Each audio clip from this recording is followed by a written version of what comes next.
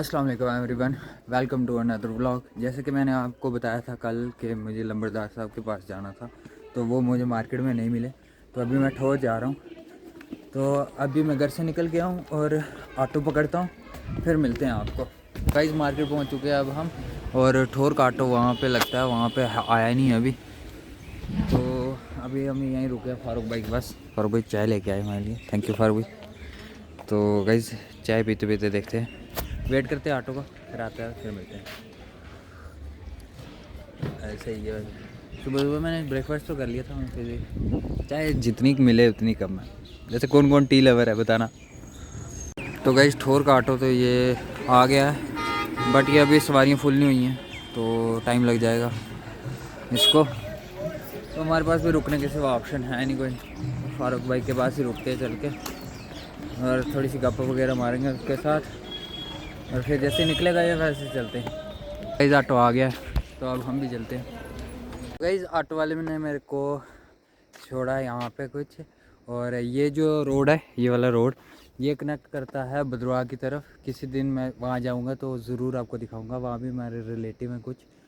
तो ये है कुछ ठोर का इलाका, देख सकते हो। वहाँ पे आग लगी हुई है, वैसे वो आग लगाई है खुद, जो कचरा वगैरह होता है या घास वगैरह होता है तो उसको आग लगाते हैं। तो ये है ठोर।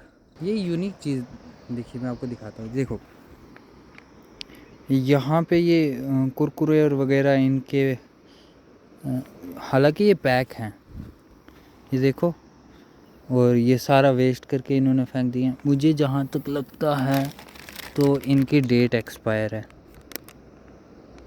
25 सितंबर में। हाँ ये एक्सपायर हैं, तभी फेंकें।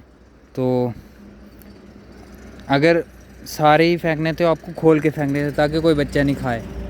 तो अभी कुछ चीज़ें इन्होंने पैक ही फेंक दी हैं, जैसे वो देखो कुछ फाड़ के फेंकी है, बट कुछ चीज़ें इन्होंने पैक ही फेंक दी हैं। तो ध्यान रखें ताकि आपकी वजह से कोई और बीमार वगैरह ना पड़े। तो अभी करवाते हैं अप्रूव, फिर मिलते हैं आपको।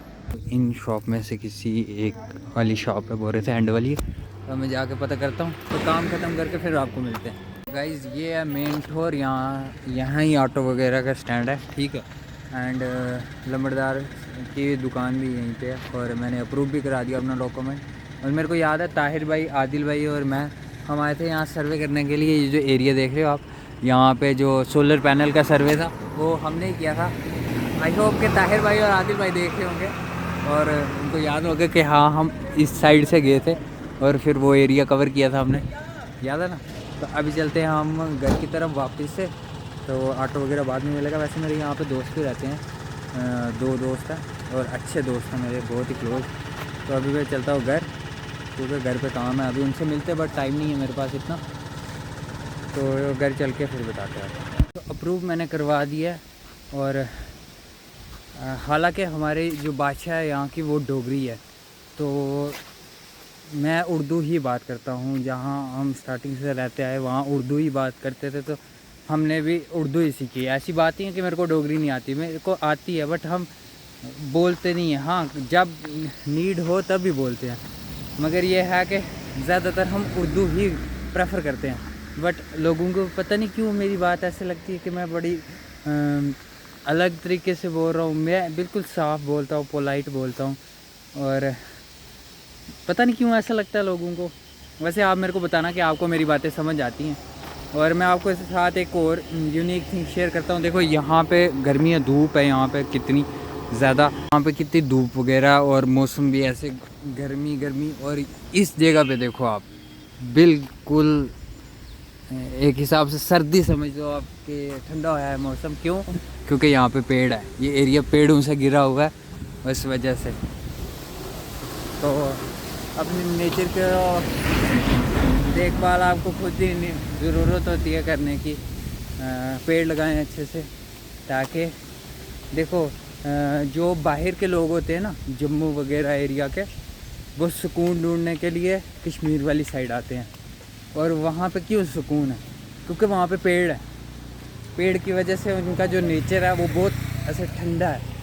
तो जैसे मेरे को बहुत ही ज़्यादा विंटर सीज़न पसंद है, मेरे को गर्मी बर्दाश्त नहीं हो सकती, बट मैं अगर सर्दी में एक टी शर्ट पहन के रहूँगा ना तो मैं आराम से कंफर्टेबली काट सकता हूँ। तो अपने एरिया के आसपास पेड़ ज़रूर लगाएं। आपको लगेगा कुछ भी नहीं है, मगर उससे जो बेनिफिट आपको मिलेगा वो आपको किसी और चीज़ से मिल ही नहीं सकता। तो जो जो एग्री करता होगा वो ज़रूर ये चीज़ अप्लाई करें। गाइस आते आते मुझे एक चीज़ दिखी तो मैं आपको भी दिखाता हूँ। ये देखो, जैसे कि आपको पता है शादियों का सीज़न चल रहा है, तो वहाँ पे भी शादी लगी है। देखो उस घर में शादी है और उन्होंने टेंट ऊपर लगाया। और वो जो आप ऐसे शर्ट जैसा देख रहे होंगे, उसको हमारी भाषा में बोला जाता है डाना। मतलब जो शादी का सामान खाने का बनता है वो उस जगह पे बनता है। और इनमें से किसी एक कमरे को कुठाला बोला जाता है। मतलब जहाँ पे आप राशन का सारा सामान रखोगे उधर आपको हर चीज़ मिलेगी। मतलब मिठाई होगी या फिर खाने का जो राशन का सामान होगा वो होगा। और आप ये चीज़ समझ लो कि अगर आप उस रूम में चले गए तो मतलब आपकी लॉटरी लग गई। हाँ, ऐसी बात नहीं कि वहाँ पे होता नहीं। आप पता नहीं करते हैं लोग कि नहीं करते, वैसे ये पुराना ट्रेडिशन है यहाँ का। डोगरे लोग होते हैं वो चीज़ ये करते हैं, कुठाला जिनको पता होगा।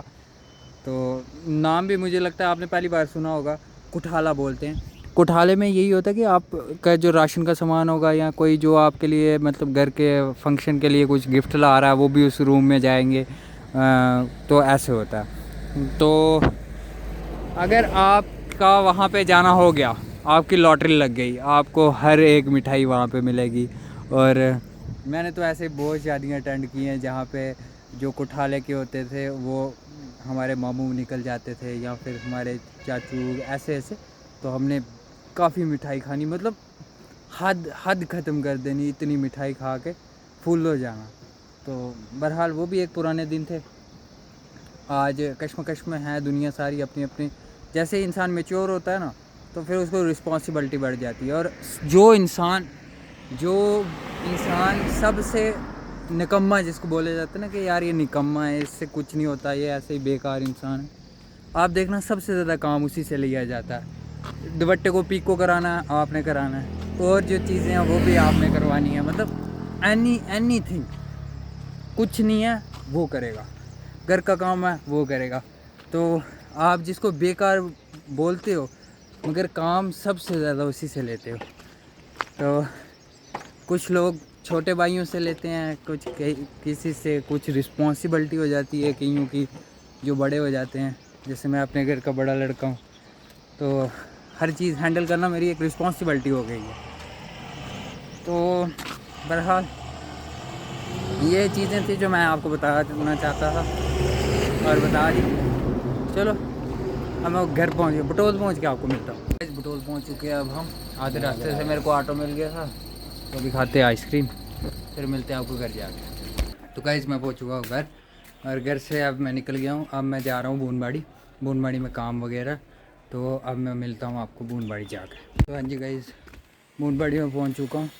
अब यहाँ पे देखते हैं थोड़ा सा काम वगैरह, काम ख़त्म करने के बाद तो फिर मैं जाना है चाचू के घर तक। तो फिर वहाँ पे आपको दिखाते हैं। अभी मैं ये वाला काम निपटा लेता हूँ, फिर मिलते हैं आपको। तो गाइस काम वगैरह ख़त्म कर दिए मैंने। थोड़ा बहुत ही था घर का काम। अब क्या बताऊँ मैं, थोड़ा बहुत ही था, समझ लो घर का छोटा मोटा काम था। तो पापा ने बोला कि तू आ जा, तो मैं चले आया था। तो ये देखो मेरे हाथों की हालत कुछ इस तरह से हो गई है। तो वो कोई जज भी नहीं कर सकता कि ये हाथ कैलीग्राफी करते हैं। कैलीग्राफी में आपको नज़ाकत चाहिए होती है, आपका कंट्रोल होना चाहिए आपके हाथ में एकदम स्मूथ, ताकि आपके स्ट्रोक जो हैं वो अच्छे से पेपर पे अच्छे से आ सकें। तो कोई ऐसे तो कैलीग्राफी तो करते ही करते हैं हम, मगर जब ऐसे काम की नीड पड़ती है तो या अली बोल के हम चले पड़ते हैं अपना काम करने के लिए। तो फिर हार्ड भी है मेरे हाथ और सॉफ्ट भी, बट जिस हिसाब की सिचुएशन हो जाती है उस हिसाब से मैं अपने आप को डाल देता हूँ।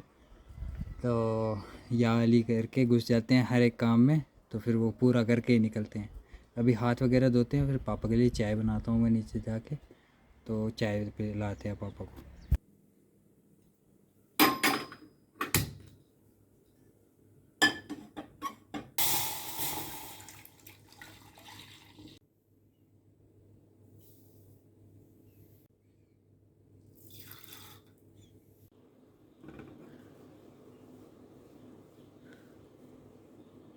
रेडी है गाइस। अब हम करते हैं कप को रेडी। कप भी हमारा रेडी हो गया एंड अभी डालते हैं हम चाय।